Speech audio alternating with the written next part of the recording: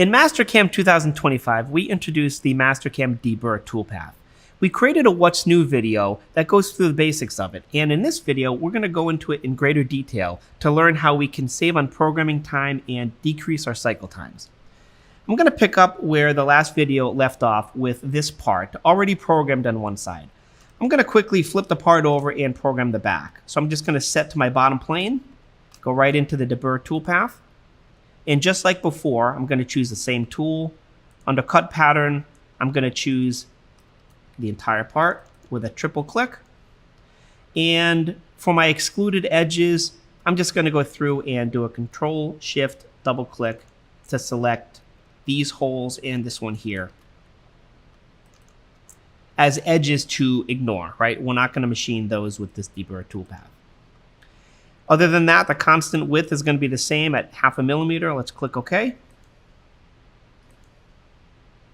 All right, and let's take a look at this toolpath motion. Specifically, in one area here, we notice that the toolpath is coming down the wall.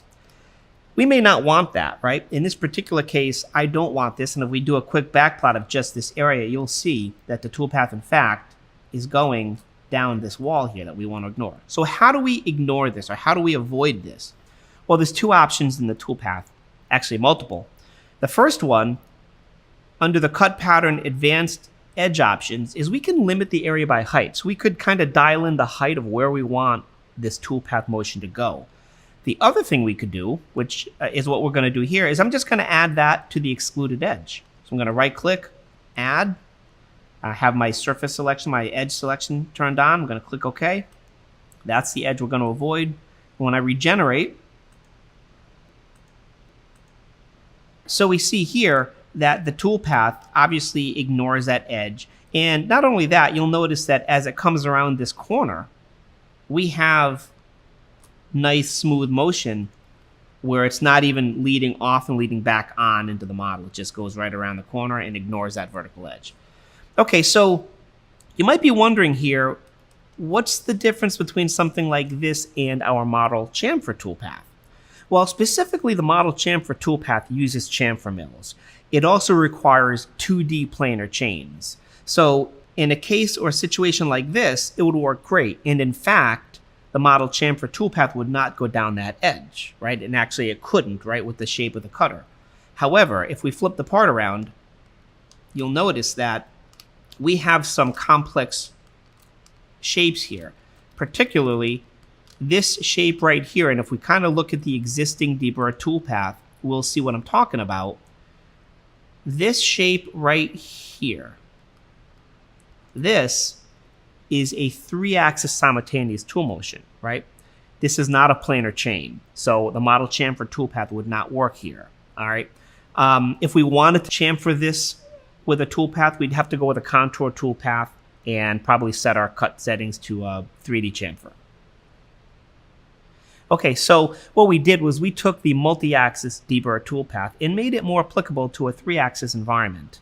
So this means generating G1 moves, which is more conducive for a 3-axis environment. So it's a 3-axis simultaneous toolpath. And this includes 3+2 functionality. So let's explore that now.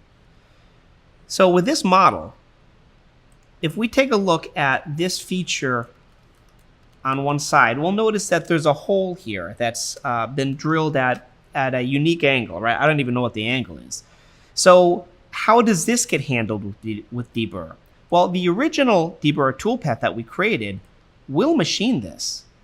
And you'll notice here with some of the motion that we have, you'll see that this motion right here will get some of that edge.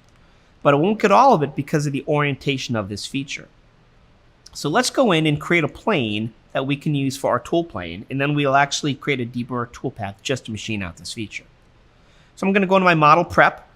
I'm going to do whole axis. I'm just going to select this circular cylindrical face here, and this will be my geometry that I'm going to use to define my plane. And then I'm going to go to the planes manager, and we'll do from geometry, and we'll just grab this arc. It's pretty easy to define the plane that way. And I'll make sure that my WCS is still set the same, but my tool plane is going to be set to this new plane. Okay, so now with that set, we'll go right into the Deburr toolpath. Now for this, I'm going to choose a smaller 5mm ball end mill. And that's really because this hole is kind of small, so it'll have more room to clean out that edge with the smaller tool. For the cut pattern, same thing as before. We're going to select the entire part as machining geometry. But for the edge definition, I'm going to choose user defined, and I'm going to specifically tell it which edges I want to machine. In this case, it's going to be this edge here and this edge right here. So those two edges. Everything else should be the same. I just want to point out I'm going to keep the same edge shape. Tool axis control is still set to 3-axis, and we're going to click OK.